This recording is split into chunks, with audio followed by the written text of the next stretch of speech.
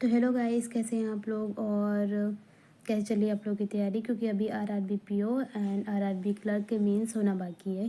तो जिन लोग का पेपर बहुत अच्छा गया तो उनके लिए मेंस के लिए ऑल द बेस्ट। और जैसा कि मैं हर वीडियो में अपने बताती थी कि मेरा अर्थमेटिक अच्छा नहीं है, तो बाकी एग्ज़ाम में क्या होता है कि आपके पास इंग्लिश होती है तो आप वो कवर कर लेते हैं। अगर आपका अर्थमेटिक अच्छा नहीं है, आपने स्पीड मैथ कवर किया है, मतलब स्पीड मैथ आपने किया है, तो बाकी का इंग्लिश होती है तो उससे कवर हो जाता है। ठीक है, बट आरआरबी के एग्ज़ाम में क्या होता है ना कि आपका अर्थमेटिक मस्ट होता है। अगर आपका अर्थमेटिक अच्छा नहीं है तो थोड़ा सा मुश्किल होती है, मुश्किल ज़्यादा ही मुश्किल होती है, क्योंकि आपको पता है आरआरबी की कट ऑफ थोड़ा हाई जाती है क्लर्क की। तो मैं ज़्यादा होप ना रखते हुए अब जो नेक्स्ट ईयर आने वाला है उसकी प्रिपरेशन स्टार्ट कर रही हूँ। क्योंकि इस साल मैंने जो भी गलती की, मैंने जैसे मेरा अर्थमेटिक नहीं कंप्लीट था, अर्थमेटिक और थोड़ा सा इंग्लिश का जो भी बेसिक था, ठीक है, तो वो सारे प्रिपरेशन मैं अभी स्टार्ट करूँगी कि उन पे फोकस करने की ज़रूरत है। अगर शायद मैंने उस पर फोकस किया होता या अर्थमेटिक पे फोकस किया होता तो शायद मैं भी बोल सकती थी कि आप लोग मेरे लिए भी बोलो all the best RRB clerk mains and RRB PO mains के लिए। तो अभी जैसे कि हम लोग को पता है इस बार की, पहले हम लोग को पता नहीं होता था कि एसबीआई और मतलब एसबीआई के एग्ज़ाम्स हमारे कब होंगे, ठीक है। लेकिन इस साल हमको पता है कि हमारे जो एसबीआई के एग्ज़ाम है वो सबसे पहले स्टार्ट हो रहे हैं। तो सबसे पहले हम लोग का एसबीआई का एग्ज़ाम होगा, फिर आईबीपीएस क्लर्क का होगा, फिर हम लोग का आरआरबीज के एग्ज़ाम होंगे, ठीक है। तो अभी हम लोग को जैसे कि अभी चल रहा है दिसंबर का मिड, और हम लोग का जो कैलेंडर आता है आईबीपीएस का वो आता है जनवरी मिड में, ठीक है। तो अभी हम लोग के पास देखा जाए तो मोटा मोटा 1 महीना है। तो अभी 1 महीने हम लोग क्या करेंगे ना कि अपना जो भी बेसिक होता है इंग्लिश का और अर्थमेटिक का जो भी चैप्टर है वो हम लोग इधर 1 महीने में कंप्लीट करेंगे। तब तक हम लोग का आ जाएगा कैलेंडर और डेट्स मतलब आ जाएंगी कि कब कौन सी डेट में एग्ज़ाम है, ठीक है। तो सबसे पहले स्टार्ट करने से पहले हम लोग देख लेते हैं कि एसबीआई का पैटर्न क्या है, ठीक है। तो मैं आपको दिखाती हूँ। तो सबसे ज़रूरी होता है कि कोई भी एग्ज़ाम की प्रिपरेशन करने से पहले पूरा सिलेबस पैटर्न सब हमको पता होना चाहिए। तो मैं आपको दिखाती हूँ कि पैटर्न क्या है एसबीआई का पीओ। तो ये है एसबीआई पीओ प्रीलिम्स का एग्ज़ाम पैटर्न, ठीक है। तो यहाँ पे कौन कौन से हमारे जो सब्जेक्ट हैं, यहाँ पे इंग्लिश लैंग्वेज आती है, न्यूमेरिकल एबिलिटी होती है और रीजनिंग एबिलिटी होती है, ठीक है। तो जो इंग्लिश लैंग्वेज होती है उसमें 40 क्वेश्चन होते हैं, 40 मार्क्स के, और 20 मिनट्स मिलता है। यहाँ पे न्यूमेरिकल एबिलिटी 30 क्वेश्चन होते हैं, 30 मार्क्स के और 20 मिनट्स हमें मिलते हैं। और रीजनिंग एबिलिटी भी 30 क्वेश्चंस होते हैं, 30 मार्क्स होते हैं और 20 मिनट्स का होता है। और टोटल हमारे जो क्वेश्चन होते हैं 100 के होते हैं, और मार्क्स भी हमारे जो होते हैं 100 के होते हैं। और जो हम लोग को ड्यूरेशन मिलती है वो 1 आवर की मिलती है, ठीक है। तो ये हम लोग का हो गया प्रीलिम्स का, ये पूरा जो एग्ज़ाम पैटर्न है एसबीआई पीओ प्रीलिम्स का है, ठीक है। और इसी के साथ साथ मैंने मेंस का भी यहाँ पे कर रखा है। तो मैं पूरा बना के रखती हूँ ना कि क्या एग्ज़ाम पैटर्न है और कितना कितना मार्क्स है, क्या चीज़ है, ठीक है। तो ये एसबीआई पीओ मेंस का पैटर्न है, ठीक है। तो यहाँ पे हम लोग आते हैं सब्जेक्ट, यहाँ पे रीजनिंग एंड कंप्यूटर हो जाता है, डेटा एनालिसिस एंड इंटरप्रिटेशन हो जाता है, जनरल, ठीक है, इकोनॉमी, बैंकिंग अवेयरनेस ये होता है, और इंग्लिश लैंग्वेज। और यहाँ पे डिस्क्रिप्टिव टेस्ट भी होता है हम लोग के मेंस में जो एसबीआई पीओ है। तो यहाँ पे जो रीजनिंग एंड कंप्यूटर है वो है 40 मिनट, 60 मार्क्स का। यहाँ पे आपको 50 मिनट मिलते हैं।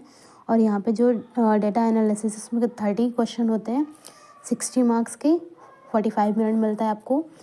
और यहाँ पे जो बैंकिंग अवेयरनेस है हमारे यहाँ पे 60 क्वेश्चन होते हैं, 60 मार्क्स के होते हैं, और 45 मिनट्स आपको मिलते हैं इसके लिए।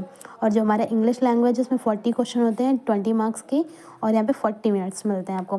तो टोटल जो हमारे क्वेश्चन होते हैं 170 के होते हैं, और जो हमारे मैक्सिमम मार्क्स होते हैं वो 200 के होते हैं। और जो हमको ड्यूरेशन मिलती है 3 आवर्स की मिलती है, ठीक है। और इसमें होता है डिस्क्रिप्टिव पेपर भी होता है। तो यहाँ पे ये होता है मार्क्स हमारे जो होते हैं 50 मार्क्स का होता है। और यहाँ पे हमको जो टाइम मिलता है वो होता है 30 मिनट का। और ये पूरा जो हम लोग का मार्क्स होता है वो 250 का होता है, ठीक है। तो ये है हम लोग का पूरा पैटर्न प्रीलिम्स का और मेंस का, ठीक है। तो ये मैंने पूरा ऐसे कर लिया है। मुझे ऐसा सही लगता है कि मैं पूरा एग्ज़ाम पैटर्न और सिलेबस सारा लिख के रखती हूँ, जिस भी मुझे जो भी एग्ज़ाम मुझे देना होता है उसका। तो ये है आपका पैटर्न। और इसी के साथ साथ ये एसबीआई पीओ का कंप्लीट सिलेबस है, ठीक है। तो हमारा ये सिलेबस होता है एसबीआई पीओ का। तो रीजनिंग में हमारे जितने भी मतलब चैप्टर आते हैं, जो जो टॉपिक आते हैं, वो सारे यहाँ पे मैंने लिखा है। तो ये सारा पैटर्न, सारा सिलेबस मैं पहले से पूरा लिखती हूँ। जो भी मेरा एग्ज़ाम मुझे करना होता है, जो भी एग्ज़ाम मैं देती हूँ, उसका मैं सारा जितने भी टॉपिक आते हैं उसे सारा लिख लेती हूँ। तो ये रीजनिंग का यहाँ पे टॉपिक है।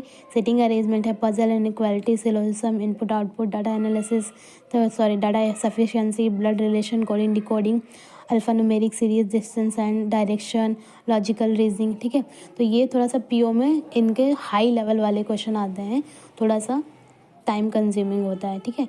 और फिर यहाँ पे मैथ्स में हम लोग को होता है नंबर सीरीज़, अर्थमेटिक, डीआई में टेबल डीआई, पाई डीआई, लाइन डीआई, मतलब पाई चार्ट होता है, लाइन चार्ट होता है, बार चार्ट होता है, कैसेट डीआई आती है, मिक्स चार्ट होता है, रडार होती है, और अर्थमेटिक डीआई आती है, और डाटा सफिशिएंसी होता है। तो ये हम लोग का जो एसबीआई पीओ मैथ का सिलेबस है हमारा। और ये है इंग्लिश का, ठीक है। तो इसमें आता है spotting errors, sentence improvement, sentence correction, parajumble, fill in the blank, sentence complementation, यहाँ पे starter and connector, find odd sentence, column base, spelling error, word rearrangement, interface based question, ठीक है। ये हम लोग का इंग्लिश का है ये सारा, ठीक है। ये इंग्लिश का आता है। और यहाँ पे जनरल इकोनॉमी, बैंकिंग अवेयरनेस जो होती है हम लोग की, यहाँ पे ये सारे इतने सारे टॉपिक आते हैं। तो ये सारे टॉपिक मैं पहले से लिख के रखती हूँ कि ये टॉपिक हमारे हमें क्या क्या कवर करना है, कितना कितना पढ़ना है। तो ये मुझे लगता है बहुत इंपॉर्टेंट है सिलेबस बनाना, कि एटलीस्ट हमें सिलेबस तो पता ही होना चाहिए कि क्या क्या आ रहा है। और अभी मैं जो बोल रही थी कि हमें अभी जो हम लोग के पास लगभग, तो ये है अभी जो मैं बोल रही थी कि 1 महीना बचा हुआ है, ठीक है, जितना भी हम लोग का।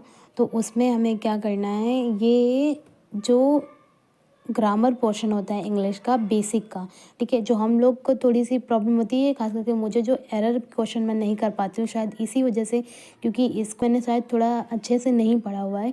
तो आपके पास अभी जितना भी टाइम है, जैसे कि अभी मिड दिसंबर से लेके मिड जनवरी तक, अभी हम लोग का कैलेंडर नहीं आ, तो कैलेंडर मिड में आता है जनवरी में।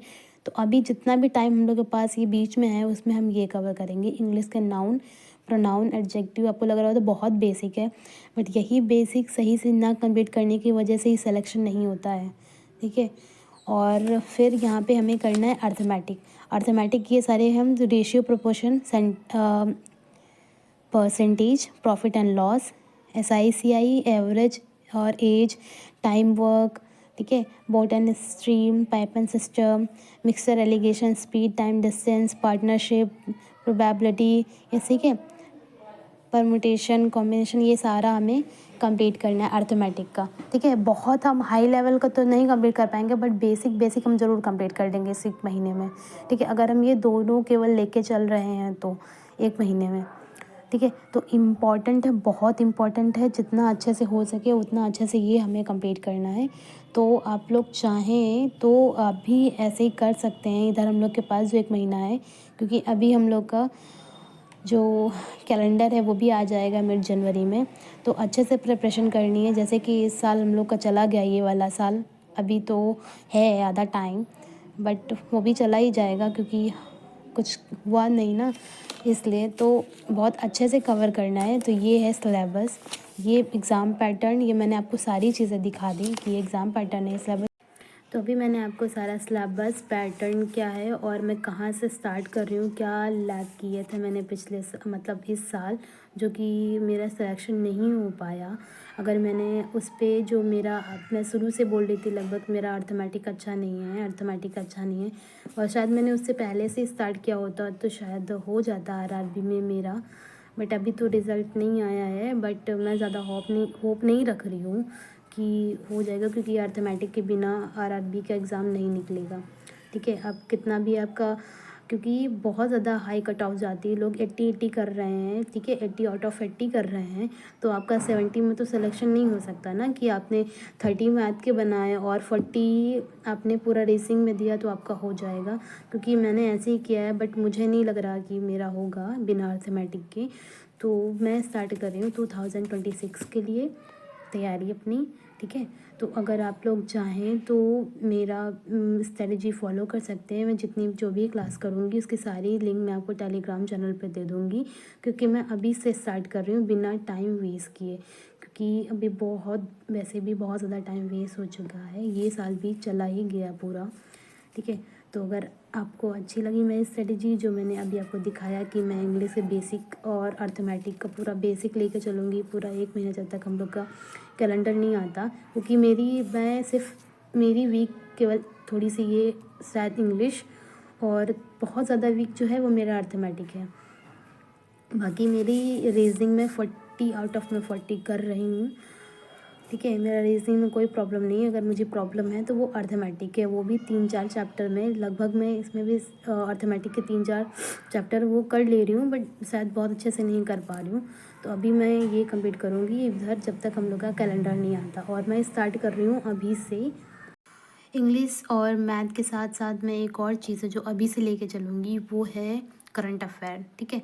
तो करंट अफेयर भी अभी से स्टार्ट करना पड़ेगा, अभी से ही स्टार्ट करेंगे तभी हैबिट में आ पाएगा। क्योंकि ऐसा होता है कि करंट अफेयर में स्टार्ट करते हैं हम लोग और लगभग 10 दिन या 1 हफ्ते तक ही पढ़ते हैं, उसके बाद फिर छूट जाता है।